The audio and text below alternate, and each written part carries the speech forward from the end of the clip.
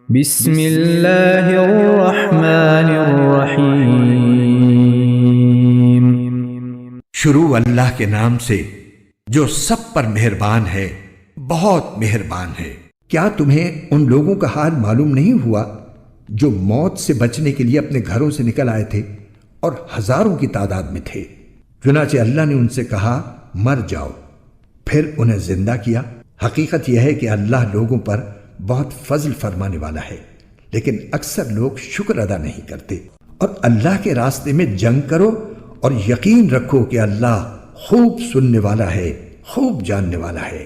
کون ہے جو اللہ کو اچھے طریقے پر قرض دے تاکہ وہ اسے اس کے مفاد میں اتنا بڑھائے چڑھائے کہ وہ بدرجہ زیادہ ہو جائے؟ اور اللہ ہی تنگی پیدا کرتا ہے اور وہی وسعت دیتا ہے، اور اسی کی طرف تم سب کو لوٹایا جائے گا۔ کیا تمہیں موسیٰ کے بعد بنی اسرائیل کے گروہ کے اس واقعے کا علم نہیں ہوا جب انہوں نے اپنے ایک نبی سے کہا تھا کہ ہمارا ایک بادشاہ مقرر کر دیجئے تاکہ اس کے جھنڈے تلے ہم اللہ کے راستے میں جنگ کر سکیں؟ نبی نے کہا کیا تم لوگوں سے یہ بات کچھ بعید ہے کہ جب تم پر جنگ فرض کی جائے تو تم نہ لڑو؟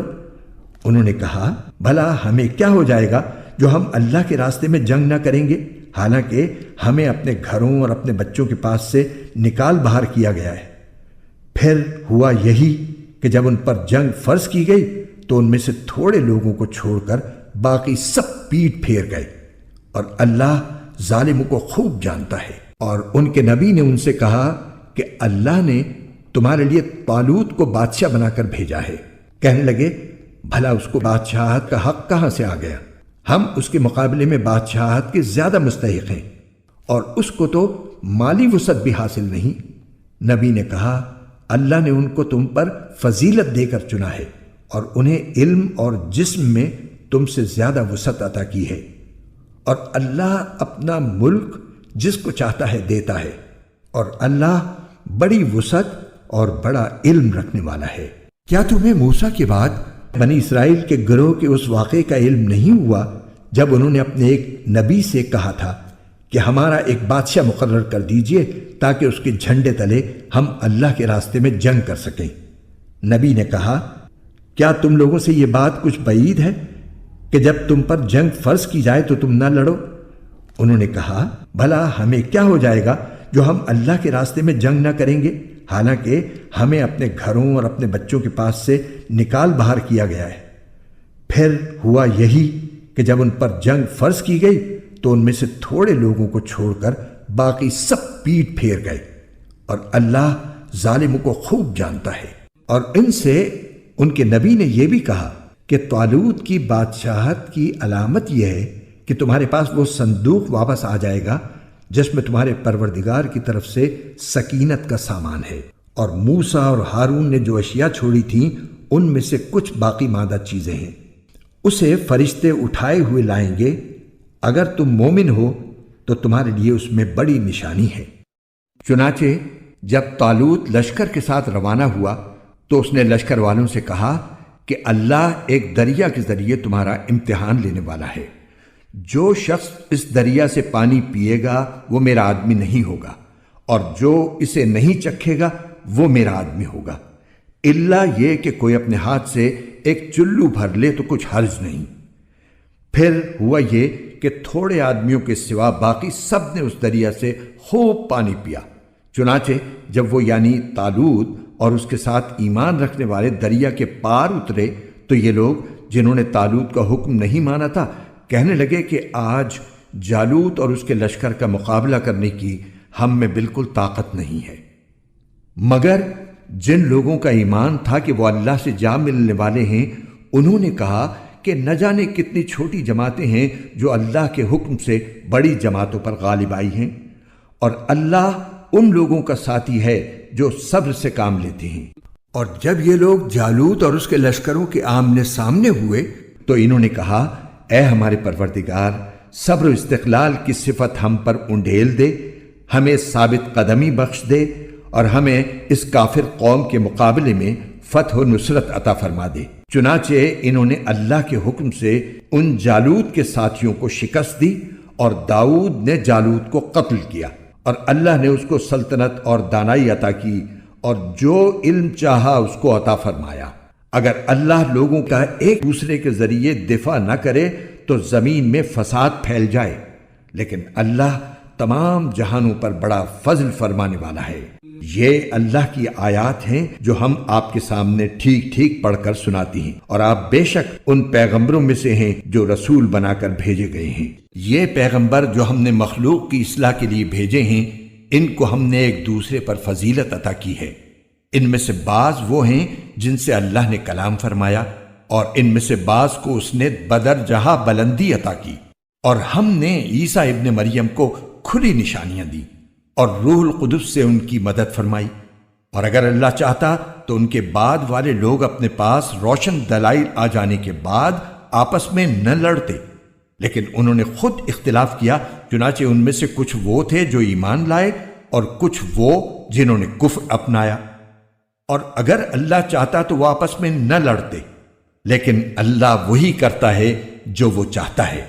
اے ایمان والو، جو رزق ہم نے تمہیں دیا ہے اس میں سے وہ دن آنے سے پہلے پہلے اللہ کے راستے میں خرچ کر لو، جس دن نہ کوئی سودا ہوگا، نہ کوئی دوستی کام آئے گی اور نہ کوئی سفارش ہو سکے گی۔ اور ظالم وہ لوگ ہیں جو کفر اختیار کیے ہوئے ہیں۔ اللہ وہ ہے جس کے سوا کوئی معبود نہیں، جو سدا زندہ ہے، جو پوری کائنات سنبھالے ہوئے ہے، جس کو نہ کبھی اونگ لگتی ہے نہ نیند۔ آسمانوں میں جو کچھ ہے وہ بھی اور زمین میں جو کچھ ہے وہ بھی سب اسی کا ہے۔ کون ہے جو اس کے حضور اس کی اجازت کے بغیر کسی کی سفارش کر سکے؟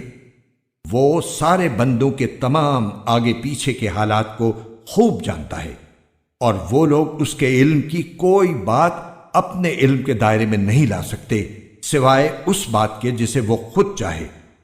اس کی کرسی نے سارے آسمانوں اور زمین کو گھیرا ہوا ہے، اور ان دونوں کی نگہبانی سے اسے ذرا بھی بوجھ نہیں ہوتا، اور وہ بڑا عالی مقام صاحب عظمت ہے۔ دین کے معاملے میں کوئی زبردستی نہیں ہے۔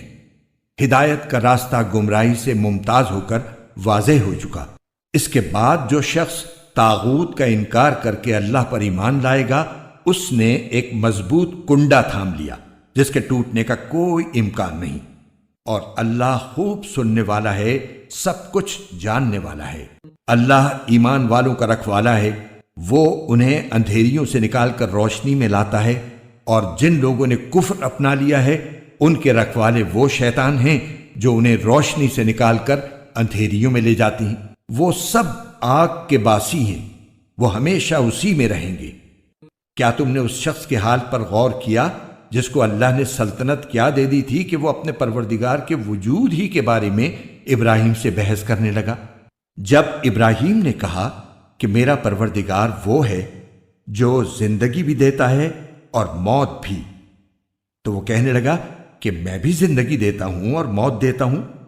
ابراہیم نے کہا اچھا، اللہ تو سورج کو مشرق سے نکالتا ہے، تم ذرا اسے مغرب سے تو نکال کر لاؤ۔ اس پر وہ کافر مبہوت ہو کر رہ گیا، اور اللہ ایسے ظالموں کو ہدایت نہیں دیا کرتا۔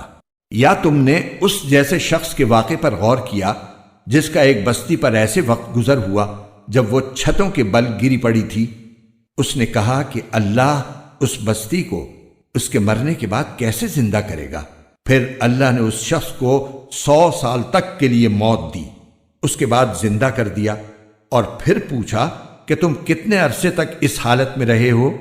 اس نے کہا 1 دن یا 1 دن کا کچھ حصہ۔ اللہ نے کہا نہیں، بلکہ تم 100 سال اسی طرح رہے ہو۔ اب اپنے کھانے پینے کی چیزوں کو دیکھو کہ وہ ذرا نہیں سڑیں، اور دوسری طرف اپنے گدھے کو دیکھو کہ گل سڑ کر اس کا کیا حال ہو گیا ہے۔ اور یہ ہم نے اس لیے کیا تاکہ ہم تمہیں لوگوں کے لیے اپنی قدرت کا ایک نشان بنا دیں۔